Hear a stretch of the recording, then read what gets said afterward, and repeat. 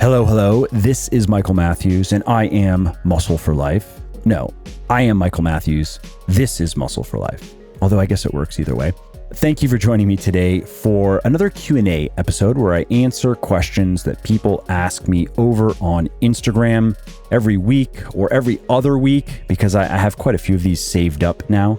So I'm not doing it every week per se, but certainly every other week over on Instagram. Usually on Wednesdays, I put up a story asking people to submit questions. I get a bunch of questions. I answer questions there on Instagram, and then I bring everything over here to the podcast where I can answer the questions in more detail. So if you want me to answer your questions, follow me on Instagram at Muscle for Life Fitness and look for that story every Wednesday or Thursday, or every other Wednesday and Thursday, and submit your questions. And please don't take it personally if I don't answer your questions. I get a lot of questions. I haven't counted, but there are a lot. Maybe 8,000 people will end up seeing that story, and a lot of them submit questions. And so I can't possibly get to all of them. I do go through and I look for ones that are interesting or topical or questions that other people are asking me. I'm trying to pick things really to best serve my followers there on Instagram and my podcast listeners rather than my own interests. And so anyway, today's episode features questions about AI and working out, AI-produced programming. I have a question here on a very popular supplement, NMN. Is it better than creatine? Is the question specifically. I answer a question on simple carbs or complex carbs before and after workouts, which is best and why. I share my little routine for beating jet lag when I'm traveling overseas. I talk about dealing with pain and injury. What's the best approach? Do you just avoid exercises that cause pain? Do you put up with low levels of pain? Do you reduce the weight intensity or something else? I share a list of people in history who I've found very inspiring and more.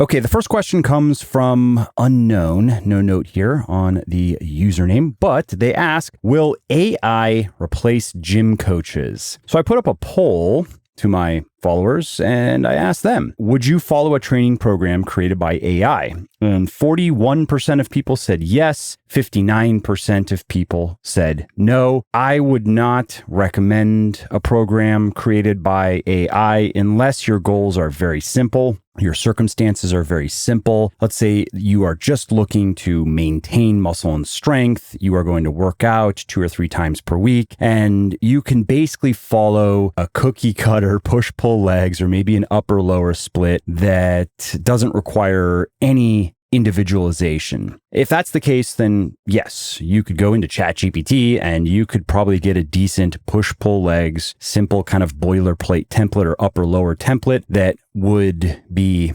reasonable. But if you are looking to make progress and you are not brand new to weightlifting, which means that progress is harder to come by, and you do have to know a bit more about workout programming to make a program that will produce progress if you are an intermediate or an advanced weightlifter, or if circumstances are such that you can't do certain exercises because they don't play nicely with your body or you don't have the equipment, and so you need to know how to make the right substitutions and other such considerations. Things like those are going to be best handled by a human who understands more about workout programming and particularly workout personalization than an AI. C. Andre asks, NMN better than creatine? No. So NMN is a popular supplement these days, and it's short for nicotinamide mononucleotide. And this is a naturally occurring molecule in every cell of all life forms. It is, I guess you could say it's like a building block for life forms because it's present in DNA. And the idea with NMN is you take it and the body converts it into another substance called nicotinamide adenine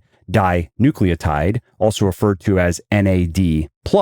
And if your NAD+ levels rise, the theory goes all kinds of good things happen in your body, often associated with reversing the effects of aging or staving off the effects of aging. Now, the problem with all of that is the evidence for it is weak or very speculative. We do know, for example, that NAD+ levels do decline as we get older, and that decline is associated with various negative side effects that occur when we age. But that doesn't necessarily mean that if we can use supplements to increase NAD+ levels, that we can reverse some of the effects of aging. That's speculation. Furthermore, if you look at NMN as a supplement, I think it's very overhyped. I mean, even the most promising studies, and I put promising in air quotes, that I've seen contained considerable flaws. They contained dubious interpretations of data, and they often contained significant funding and study author biases. I'm talking about companies and people involved in selling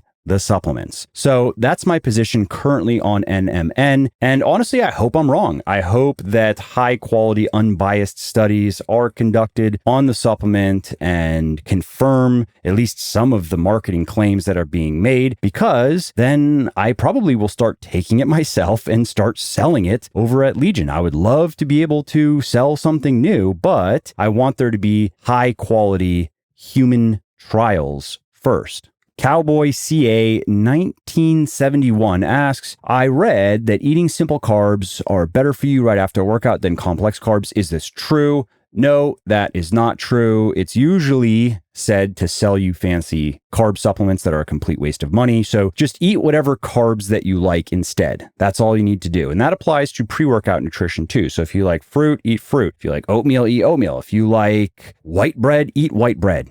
Emily Powell, 1979, asks, best part of Italy? And she asks this because I was in Italy earlier this year, and people who follow me on Instagram saw some stories that I posted. And so to answer the question, it's hard to pick between the people, the food, the settings. Italy really is one of my favorite countries to visit. And I think next summer, my family and I are going to fly into Rome and do that, and then work our way down to the Amalfi Coast. And that's going to be fantastic as usual. If you have not been to Italy, I highly recommend it. If you've not been to Europe, I highly recommend going to Italy first. It is going to make a good first impression. All right, Health by Nikki J asks, how to deal with jet lag. So what works well for me when I go over the Atlantic, so if I'm going to the UK or EU, I like to get a 6 or 7 p.m. flight, so a red-eye flight, and then sleep at least a few hours on the plane. I don't sleep well on planes, but I can get at least a few hours of sleep. So maybe I am falling asleep at like 11 p.m. my time and sleeping until 3 or 4 a.m. my time, and then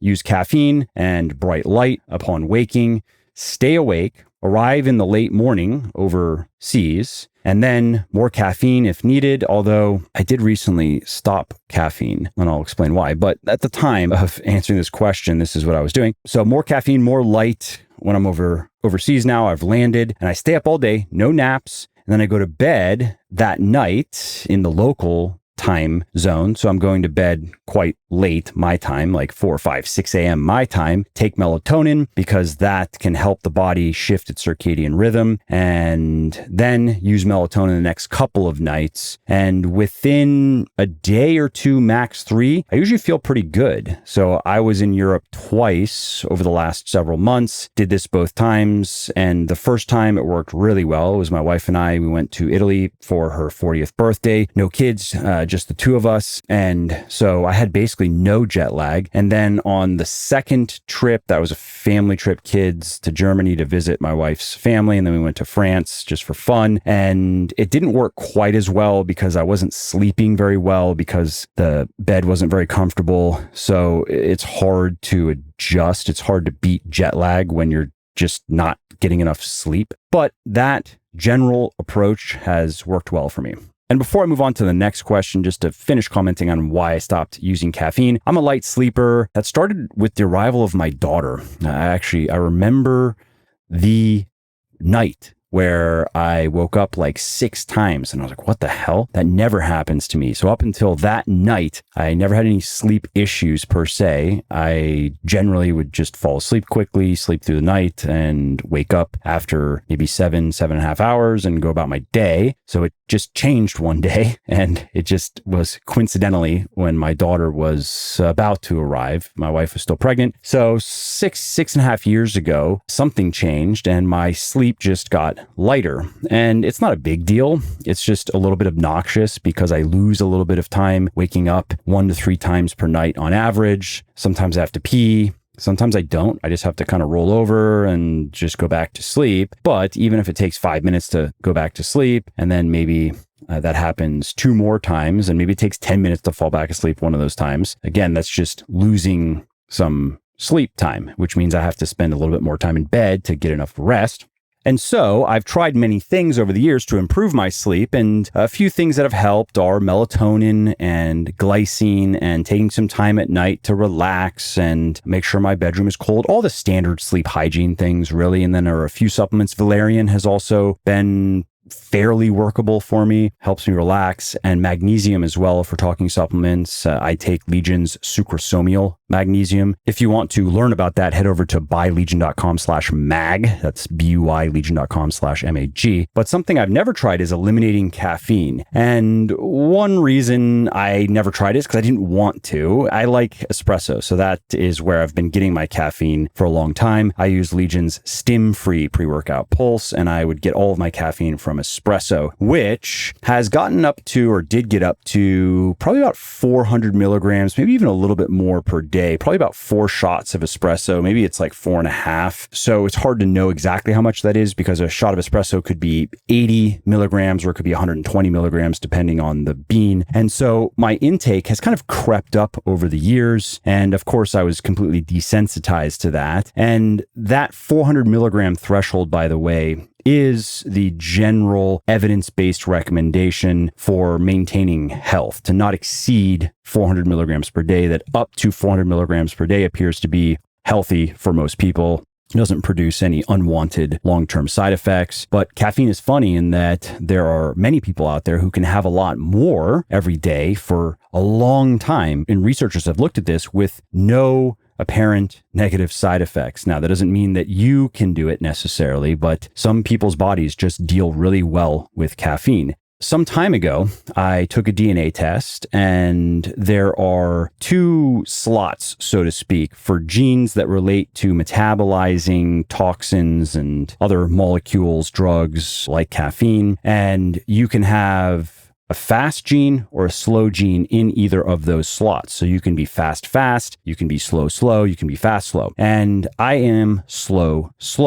And what that means is, in a slow metabolizer of caffeine, the half-life, which is the amount of time that it takes your body to eliminate half of the caffeine in your blood, is about 12 hours. So in me, when I have caffeine, it takes my body about 12 hours to eliminate just half of it. And then, because of how drug metabolism works, the final half takes even longer to eliminate. So the time that it takes to eliminate 75%, so the quarter life of caffeine, is upward of 50 hours in a slow metabolizer.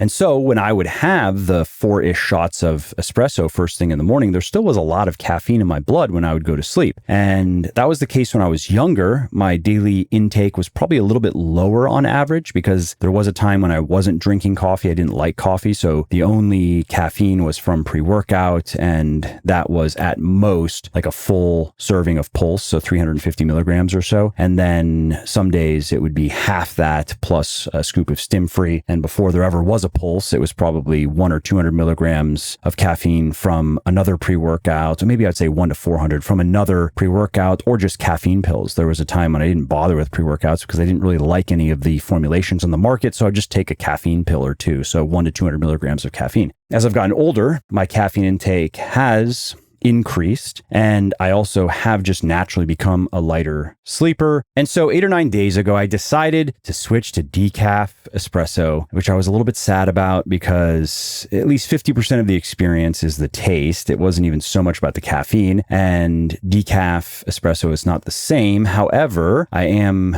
pretty happy actually with the taste of the decaf bean that I'm using. It's good enough for me to keep drinking it. Although now I've thought about just saving the calories because it's probably about 6 ounces of whole milk that I'm frothing for it. But anyway, so 8 days or so ago, well, first actually what I did is a few weeks ago, I went from the 4-ish shots of espresso to 2-ish. So I cut my caffeine intake in half and left it there for a week or 10 days just to let my body acclimate to a lower amount of caffeine, because if I would have went from my normal to 0, the withdrawal symptoms would have been more severe. I would have probably had headaches for a day or two, at least 1 day, maybe 2 days, and the energy drop off would have been more severe. And as I've learned, ironically, one of the common withdrawal symptoms when you stop using caffeine is disrupted sleep. And that has to do with melatonin production and some other things that have to normalize. And so I cut my caffeine intake in half, and then I went to 0, which I probably should have went if I wanted to absolutely minimize withdrawal symptoms. I should have went from 200-ish. So I should have went from those 2 shots of espresso, and then I would just do 2 extra shots of decaf because I like strong coffee. I don't like coffee flavored milk. I like almost equal parts espresso and milk. And so I should have went from those 2-ish shots to like 1, and then I could have just done 3 shots of decaf, because decaf espresso is like 1 to 3 milligrams of caffeine per shot. It's basically nothing. But I didn't. I went from 200-ish to 0, and then my sleep got really bad for a couple of nights, waking up every hour, a little bit of insomnia, which again is actually fairly common, especially if you've been having a fair amount of caffeine for a fairly long period of time, which I was having anywhere from 3 to probably 400 or 500 milligrams per day for many, many years. And so anyway, I am on day 8 or so now, and my sleep has steadily gotten better. Actually, I said my sleep was bad right away. That's not true. It got better right away. So like the first day of no caffeine, I slept better that night. I slept better the following night. And then it was the 3rd night and the 4th night and the 5th night, I think, that were particularly bad. And that does make sense if you look at the literature on caffeine withdrawal. Withdrawal symptoms tend to peak after a day or 2 of stopping. I think it was around day 2 is when most people are going to notice the most severe caffeine withdrawal symptoms, like day 2 of no caffeine. And then it should get progressively better, but those symptoms can last up to 9 or 10 days. Again, depending on your body, depending on how habituated it was to caffeine, and so on. And so I should be coming to the end of the withdrawal period, and my sleep has gotten progressively better, and my workouts are fine. My energy levels are fine. At first, I noticed a bit less energy. I noticed the absence of caffeine in my training and just throughout the day. But after a few days, that seemed to fade. After a few days of sleeping better, that is, there were those few days that were rough simply because I wasn't sleeping enough. But then that changed for the better over the last few days. And so long as I get enough sleep now, I feel good in the gym. I feel good throughout the day. So we'll see how it plays out over the next week or so. If my sleep is just consistently better, then I'm done with caffeine. I'd rather sleep better. I'd rather spend less time in bed to be rested and have more time to do stuff throughout the day. I like that more than I like espresso. I really like espresso, but I will begrudgingly give it up if it doesn't seem to make much of a difference with my sleep. If I'm still just kind of a light sleeper and I'm waking up 1 to 3 times every night, regardless of caffeine or no caffeine, I may reintroduce caffeine, but I'll probably limit it to 2-ish shots of espresso. So 200-ish milligrams of caffeine per day, as opposed to double that, because as I've gotten older, my body has gotten more sensitive to caffeine. That is clear to me. And so I just noticed that for the 10 days or so that I was doing 2 shots rather than the 4 shots, I did feel a little bit better. I felt a little bit more relaxed at night, even though it didn't make much of a difference in my sleep. I didn't notice that until I stopped altogether. And so that's it. That's my caffeine chronicles. How would you like a free meal planning tool that figures out your calories, your macros, even your micros, and then allows you to create 100% custom meal plans for cutting, lean gaining, or maintaining in under 5 minutes? Well, all you got to do is go to buylegion.com/mealplan, buylegion.com/mealplan, and download the tool. And if I may say, this tool really is fantastic. My team and I spent over 6 months on this thing working with an Excel wizard, and inferior versions of this are often sold for $50, $60, even $100. Or you have to download an app and pay every month, or sign up for a weight loss service and pay every month $10, $20, $40, $50, even $60 a month for what is essentially in this free tool. So if you are struggling to improve your body composition, if you are struggling to lose fat or gain muscle, the right meal plan can change everything. Dieting can go from feeling like running in the sand in a sandstorm to riding a bike on a breezy day down a hill. So again, if you want my free meal planning tool, go to buylegion.com/mealplan, buylegion.com/mealplan, enter your email address, and you will get instant access. All right, let's get back to questions. Jessica Williams B asks, dealing with pain/injury, best to avoid exercises or lower the weight or do what's comfortable? Well, the best thing you can do when you're dealing with pain or injury is to find exercises you can incorporate into your normal programming without pain. So find stuff that you can do that does not hurt. Do not do things that hurt. And by that, I mean anything over like a 2 out of 10 of pain. If it's a little bit painful, you might be able to get away with that. You might be able to do that at least once or twice per week and continue to recover. But if it's 5 or 6 out of 10, you can't be doing that. It's going to continually aggravate that injury, and then it may even become a chronic injury. Now, if you can't do that, if you can't find exercises that you can work into your programming that don't hurt, what you can probably do is find exercises that don't hurt when you reduce the weight. So maybe even 50% of 1 rep max, for example, instead of 75 or 80 or 85%, and reduce the intensity, meaning the proximity to failure. So if you are training correctly, you are often getting close to failure. You're probably ending sets within 1, 2, or maybe 3 reps of failure. And that's good. That's the training intensity that's required to gain muscle, to gain strength, to make efficient progress. If you're not going to train like that, if you're going to do a bunch of sets that are 5, 6, 7, 8 reps shy of failure, you're going to have to spend a lot of time in the gym doing many more of those submaximal sets to equal the training stimulus of fewer sets taken close to muscular failure. And you may not even be able to get the same training stimulus, especially if you are an experienced weightlifter. And so what you probably will be able to do with the pain, with the injury, is find exercises that you can do if you dramatically reduce the weight and end those sets well shy of failure. So end those sets with 5, 6, 7 good reps still in the tank, and stick with that until the pain or injury is resolved. And one other tip is to look into blood flow restriction training. It's particularly useful in this scenario. And if you want to learn about that, head over to legionathletics.com, search for blood flow, and you will find an article that I wrote on it and a podcast as well. Next, we have a question from Laura Power. She asks, when are you launching cute Legion tops for ladies? Later this year. Designs approved, samples approved, even by my picky wife, who was the final point of approval. I didn't trust my judgment on it. So she knows what's nice and she really likes them. So that gives me hope. That gives me hope that other women are going to like them as well. And we're moving ahead on production. So they will be available for sale later this year. We will be announcing, Legion will be announcing when they're available via social media and email and so forth. Michael Jekimov asks, read, write in the morning or evening? Well, I like to read and write in the morning and at night. Those are the best times for me. The afternoon is my least favorite time for either, although sometimes I will do it anyway. If it needs to get done, it's going to get done. But if I can have it my way, if I can set my day up exactly how I want, I'm going to be doing reading and writing in the morning and at night, and more recently just reading at night, because although I do get a bit of a second wind at night and find that I can write fairly well at night, my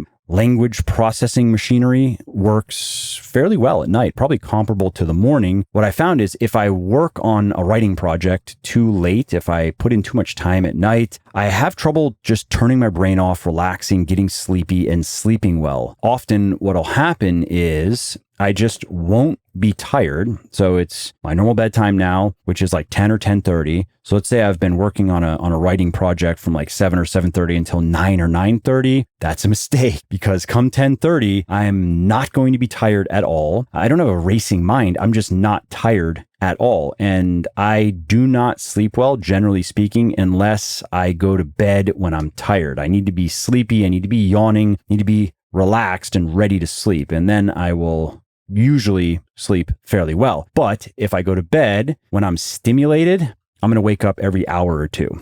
And so I've found that writing at night, unfortunately, even though I like to do it at night, I have to be cognizant of the timing. So my general rule now is to stop writing at 8 p.m. Don't do it later than 8 p.m. if I want to be going to bed 10 or 10:30 p.m. Now, if I were going to bed at 1 or 2 a.m., I probably could do it until 10 p.m. And then it would take a few hours, at least 2 hours probably, to just turn my brain off, get into a relaxed, sleepy state. But I don't like going to bed late like that. Naturally Guided asks, do you enjoy being on display in my kitchen? Now they're referring to my cookbook, The Shredded Chef, which features me shirtless on the cover. Not sure why I thought that made sense. It's not a romance cookbook. It's just a cookbook, but what's done is done. And so anyway, how do I feel about being on display in this person's kitchen? Well, I wonder, is this how it feels to be catcalled? There are worse things. Omar Joa asks, in BBLS, which is Beyond Bigger, Leaner, Stronger, book of mine, sequel to Bigger, Leaner, Stronger, what could be a good trap bar deadlift substitute? No trap bar at my gym. The rack pull. That would be my go-to because it puts less stress on your joints. It acclimates you to heavier weights. I think the rack pull is a great alternative to the trap bar deadlift. Next question. Who is your biggest inspiration? A list. So Julius Caesar, Alexander the Great, Napoleon, Caesar Augustus, Marcus Agrippa, George Washington, Theodore Roosevelt, Nikola Tesla, Voltaire, Benjamin Franklin, Elon Musk, Leonardo da Vinci, J.R.R. Tolkien, James Patterson, George Patton, William Shakespeare, and others. R. Lee 278 asks, what are considered good numbers for the big three lifts? For men, the 3, 4, 5 milestone is a good, realistic goal that most men, if not all men, should be able to accomplish with enough work. So that's 3 plates on the bench, 315, 4 plates on the squat, 405, 5 plates on the deadlift, 495. And for women, it's basically half of those numbers. So it's kind of like 1.5-ish plates on the bench, 2-ish plates on the squat, and 2.5-ish plates on the deadlift. Now, there are many women who can get stronger than that, of course, but I do think that represents a good milestone to work toward, a good strength milestone for most women, especially considering that most women don't want to eat and train like professional powerlifters. RSA Dog asks, what do you do when shoulders give you trouble pressing, even using good form? So first, what I do is I see if I can press differently without any trouble. So for example, if the barbell overhead press is just feeling bad, but a machine or a dumbbell overhead press is feeling good, then I'll do that for a few weeks and go back to the barbell and see how it feels. The Arnold press, the landmine press, those are good options as well. Landmine press, I think, is a very underrated pressing exercise. And then if all pressing feels bad, I switch to front raises or another front delt exercise while I work out what's going on. So for example, a couple of months ago, I was dealing with some biceps tendonitis that just happened for no good reason. Things like these happen when you train regularly for long enough. And I had to stop barbell pressing. I had to stop flat pressing. So even flat dumbbell, flat machine did not work, but incline felt okay. Incline dumbbell felt okay. Incline machine felt okay. For a little bit there, even a pec deck didn't feel okay. Like really the only pec exercise that felt good was an incline press. So I did a bunch of incline pressing to give my biceps tendon a break, and I had to work around it for a couple of other exercises as well. But I just followed the advice I gave in this podcast. I found exercises I could do, which was the incline pressing and a couple of other things. And if I needed to reduce the weight and just do lower intensity sets, I did that. And then I just stayed patient. And then the problem slowly just went away. It took about 2 months, but then it was gone. And I made sure to not re-aggravate it by slowly working my way also back into the exercises that were causing problems previously. So instead of jumping back into, let's say, 4 sets of the flat barbell bench press with my normal training weights or something close to my normal training weights, because I was able to maintain strength on my incline pressing, instead what I did is I worked just 1 set with lighter weights and higher reps into my pressing workouts, and did that for a week or 2, and then 2 sets. And eventually was able to get back to a normal battery of 4 sets with normal weights without issue. And so remember that if you are dealing with an injury, once it's resolved, you don't want to aggressively start loading it again with the exercises that were causing problems previously.